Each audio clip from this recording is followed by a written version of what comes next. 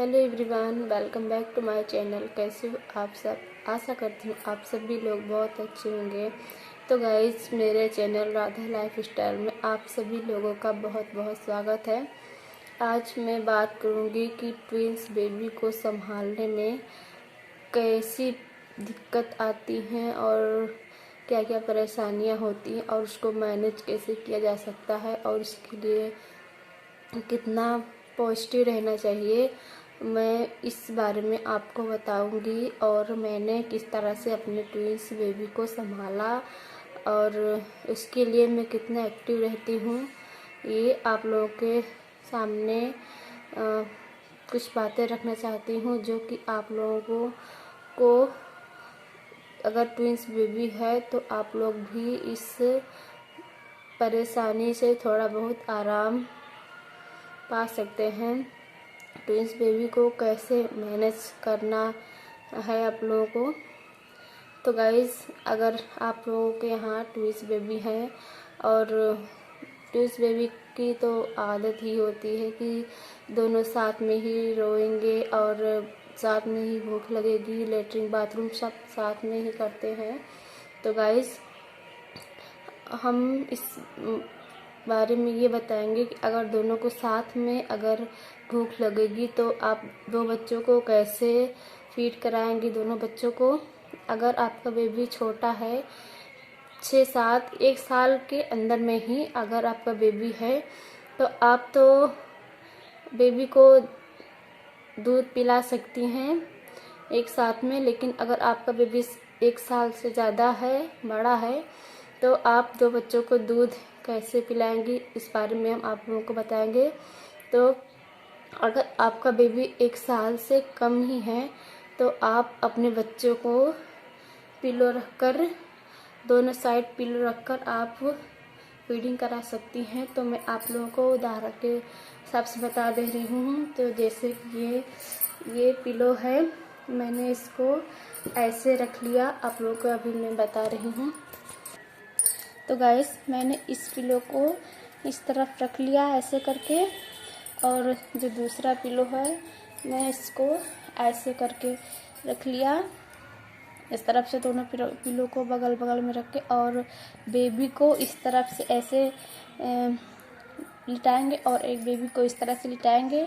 और जो अपना जो ये पैर है ऐसे उठा के रखना ताकि बेबी ठीक से फीडिंग कर पाए। अपने हिसाब से कर दीजिए कि बेबी को दिक्कत ना हो फीडिंग करने में। तो इसी तरह से आप अपने बच्चों को फीडिंग करा सकते हैं। अगर साथ में बच्चे रोने लगते हैं तो इसी तरह से आप बेबी को दूध पिला सकते हैं। और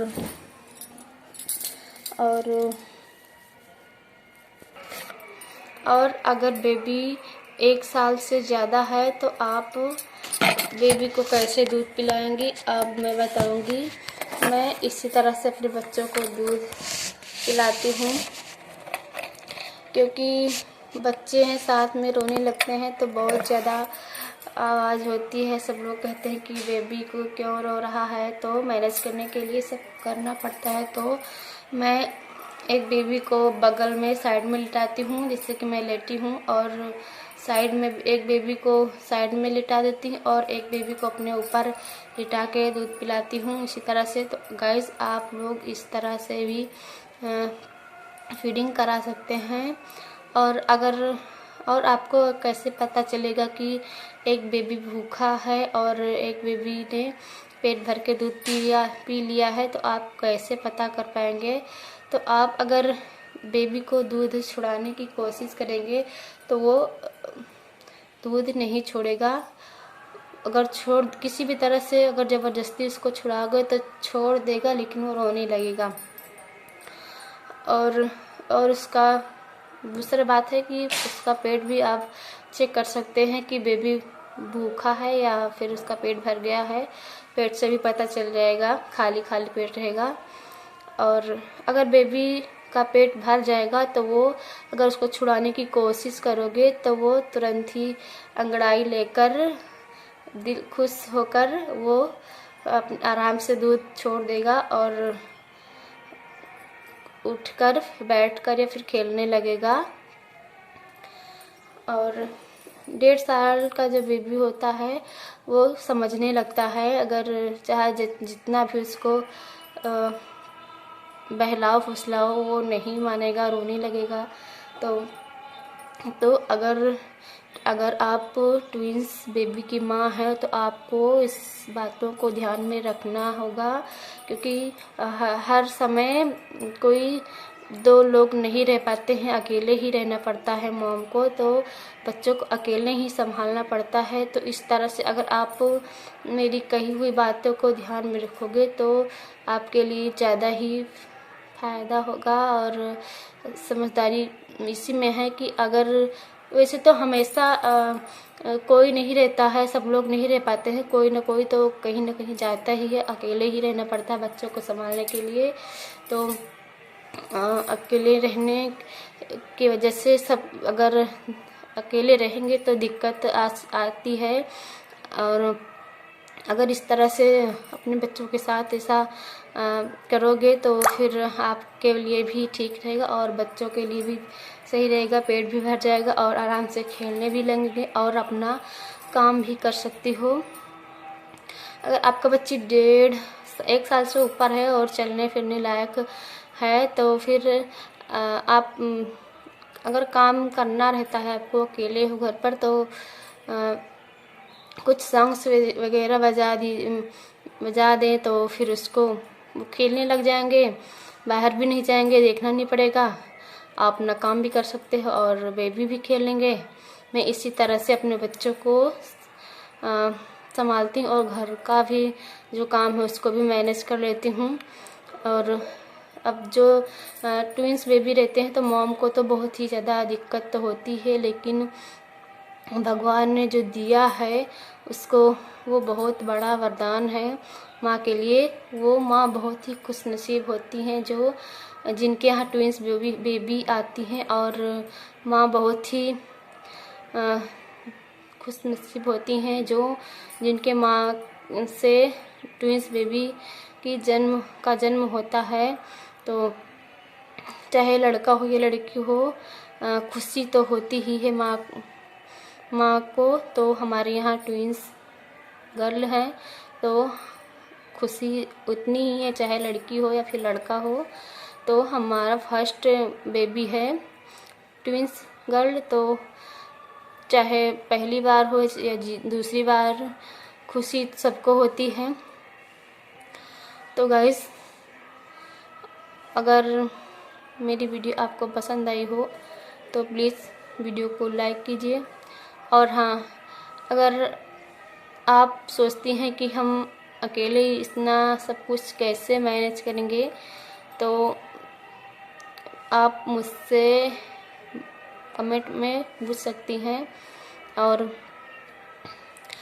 जैसे कि हम लोग हैं तो एक बच्चे में सब लोग अपने हिसाब से काम करते हैं, तो अगर ट्विंस बेबी हैं तो उसके लिए हमें ज़्यादा ही एक्टिव रहना होता है, फटाफट काम को निपटा लेना चाहिए।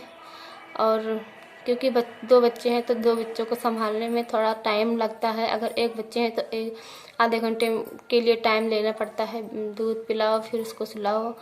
अगर 2 बच्चे हैं तो इसमें 1 घंटा लगेगा सब करने में, तेल मालिश करने में, नहलाने में, 2 लोगों को करना रहता है। तो बच्चों के लिए ज़्यादा टाइम निकालना पड़ता है। तो जैसे कि बच्चे सो रहे हैं तो उससे पहले हमें सब काम निपटा लेना चाहिए जल्दी जल्दी। माँ को काम करने की स्पीड ज़्यादा जल्दी करनी पड़ेगी, क्योंकि बेबी अपने लिए भी टाइम तो निकालना पड़ता है रेस्ट करने के लिए और भी जो कुछ काम करना रहता है।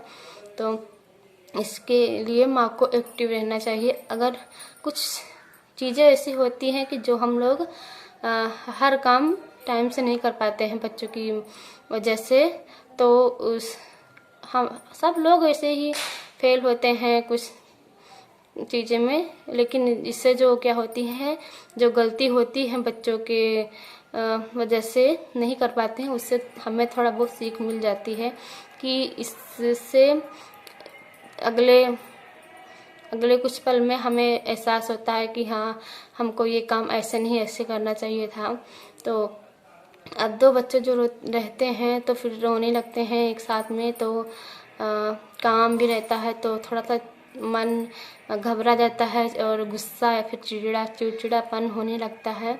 तो वो थोड़ा टाइम ना रहने पर या फिर 2 बच्चों का एक साथ में रोना, माँ का थोड़ा सा घबरा जाना, ये तो सब रहता है। लेकिन बाद में कुछ पल में ही जैसे ही बच्चे सब खेलने लगते हैं, खुश हो जाते हैं, फिर उसके बाद फिर माँ का भी दिल खुश हो जाता है। बाद में एहसास होता है कि हाँ, हमें इस तरह से करना चाहिए। अगर बेबी रो रहा है साथ में तो उसको मारना नहीं चाहिए। कुछ लोग माँ होती हैं कि अगर बच्चा रो रहा है एक साथ में तो गुस्सा में मार देती हैं, लेकिन इस तरह से नहीं करना चाहिए। माँ को समझना चाहिए कि हाँ, बेबी है, बच्चे हैं और नहीं जानते हैं इतना सब कुछ, तो माँ को समझना चाहिए कि हाँ, जो इसके लिए वो रो रहा है वो चीज़ इसको दे दें। तो गाइस, मुझे इसके बारे में जो नॉलेज था वो मैंने बता दिया है। अगर आप लोग मुझसे कुछ पूछना चाहते हैं ट्विंस बेबी के बारे में तो आप लोग मुझसे पूछ सकते हैं कमेंट बॉक्स में। तो गाइस, पहले इसके किसके पहले मैंने जो वीडियो डाली थी ट्विंस बेबी को कैसे संभालें, तो उसमें मैंने वीडियो डाली थी, उसमें बहुत अच्छी बातें की थी, पर पता नहीं कैसे एडिट करने में जो वॉइस रहती है उसमें की वो अपलोड करने के बाद नहीं सुनाई पड़ रही थी। तो मैंने सोचा कि इस वीडियो को डिलीट कर दें, लेकिन फिर बहुत ज़्यादा थोड़ा सा व्यूज आ गए थे, इसलिए मैंने नहीं हटाया। फिर मैंने सोचा कि चलो अगले वीडियो में बता दूंगी कि इसमें वॉइस क्यों नहीं आ रही थी। तो गाइस, प्लीज़ अगर मुझसे जो गलती हो गई हो या फिर मुझसे कुछ बताने में मैं भूल गई हूँ या फिर कुछ आप लोगों को पूछना चाहते हैं तो प्लीज़ मुझे कमेंट करके ज़रूर बताइए। और घर के मैनेज के बारे में या फिर बच्चों को कैसे मैनेज करें एक साथ में, फीडिंग कैसे कराएं या दूध कैसे पिलाएं, नहलाएं सुलाएं एक साथ में, या फिर दोनों बच्चों को एक साथ में लिटाना चाहिए या नहीं लिटाना चाहिए। कुछ बच्चे ऐसे होते हैं जो साथ में अगर लिटाएं तो फिर एक रोने लगता है तो दूसरा भी उसका आवाज़ सुन करके रोने लगता है। तो ऐसे तो हर बच्चों का होता है, जैसे कि अगर एक साथ में कोई भी अगर सो रहा है, जो बच्चा रोने लगेगा तो नींद तो खुली ही जाती है। तो इसी तरह से लिटाना चाहिए, नहीं लिटाना चाहिए। अगर आपको कुछ शक है तो आप मुझसे पूछ सकते हैं। तो गाइस, हम बात करेंगे कि ट्विंस बेबी को का पेट कैसे भरें। अगर आपके ब्रेस्ट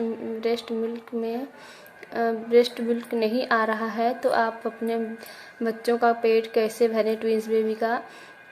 आपको ये समझ में आ रहा है कि मेरा एक बेबी का पेट भर गया और दूसरा बेबी का पेट नहीं भरा है, तो ऐसा नहीं है।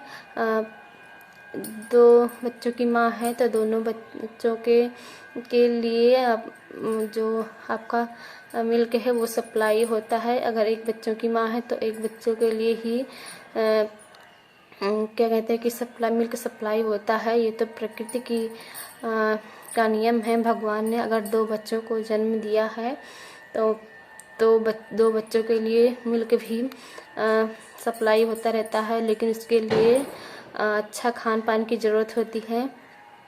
तो अगर आप ट्विंस बेबी की माँ हैं तो आपको मूंग की दाल खाना चाहिए और सुबह डेली दलिया सुबह खाना चाहिए और डेयरी फ्रूट्स खाना चाहिए। और क्या कहते हैं कि दिन में 2 या 3 बार आपको दूध पीना चाहिए। अगर आप जितनी बार दूध पिएंगे उतना ही आपके अंदर दूध बनेगा और आप बच्चों को फीडिंग करा सकते हैं। तो गाइस, आप इस तरह से जितना आप खाएंगी, जितना अपना आहार अच्छा लेंगी, उतना ही आपके बेबी के शरीर में लगेगा और आपका मिल्क सप्लाई हो पाएगा।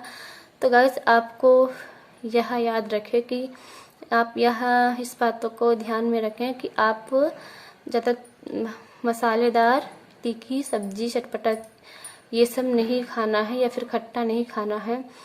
जैसे कि आपके बच्चे ट्विंस या फिर सिंगल जैसे भी है 2-3 महीना के में रहते हैं, तो अगर ज़्यादा तली भुनी या फिर मिर्च मसाले वाले क्या कहते खाना या फिर कुछ खाएंगे तो आपके बेबी के पेट में जलन करने लगेगा और बहुत से सारे प्रॉब्लम आने लगेंगे। तो आप हल्का खाना लें, दाल ज़्यादा लें और दूध, घी ये सब खाएं। और अगर आप किसी भी तरह से आप अपने बच्चों को फीडिंग नहीं करा पा रही हैं तो आप ऊपर का भी दूध पिला सकती हैं, जैसे कि पैकेट वाला या फिर डिब्बा वाला। तो आप अपने डॉक्टर से सलाह ले सकते हैं कि हमारे बेबी के लिए कौन सा दूध बेटर रहेगा। तो इसके लिए आप सलाह ले सकती हैं। और मार्केट में हर तरह के मिल्क पाउडर मिलते हैं, आप वो खरीद कर बेबी को फीडिंग करा सकती हैं। आप अपने आप से नहीं लेना है, बिना डॉक्टर की सलाह से या फिर किसी से पूछ करके। कई प्रकार के मिल्क पाउडर आते हैं जो बच्चों के हिसाब से होते हैं, कितने एज के हैं उस हिसाब से बच्चों को दूध पिलाया जाता है। तो गाइस इसके बारे में मैं आपको सलाह दे रही हूँ कि किसी किसी का जो बच्चा होता है वो ऊपर का दूध नहीं पी पाता है और माँ का ही पीता है। तो अगर माँ नहीं किसी भी तरह से नहीं पिला रही है तो बच्चों को थोड़ा थोड़ा करके आदत डालनी पड़ती है। शुरू में नहीं पी पाता है बच्चा, चिड़चिड़ापन करने लगता है, रोने लगता है, भूखा रहता है तो नहीं सहन कर पाता है, तो बहुत ज़्यादा दिक्कत होती है। तो उसको इसकी आदत डालनी पड़ती है, नहीं तो बेबी अगर भूखा रहेगा तो फिर बेबी का ग्रोथ अच्छे से नहीं हो पाएगा और उसकी तबीयत और दिन ब दिन बिगड़ती जाएगी। तो इसके लिए आप उसको आराम से फीडिंग कराइए किसी भी तरह से। अगर नहीं दूध पी रहा है तो फिर आप ऊपर का जैसे कि साबूदाना बना के दीजिए बच्चों को, हलवा खिलाइए अगर 1 साल से ज़्यादा है। और अगर छोटा ही है तो फिर उसके लिए दाल का पानी या फिर रुई से भी पिला सकते हैं। बहुत ज़्यादा छोटा है तो रुई से पिला दीजिए। तो इसी तरह से आप अपने बच्चों को उसका पेट भरिए। तो गाइस जो बातें करनी है, जो पूछना है तो प्लीज़ मुझे कमेंट करके पूछिए। तो मिलते हैं नेक्स्ट वीडियो में, तब तक के लिए बाय बाय।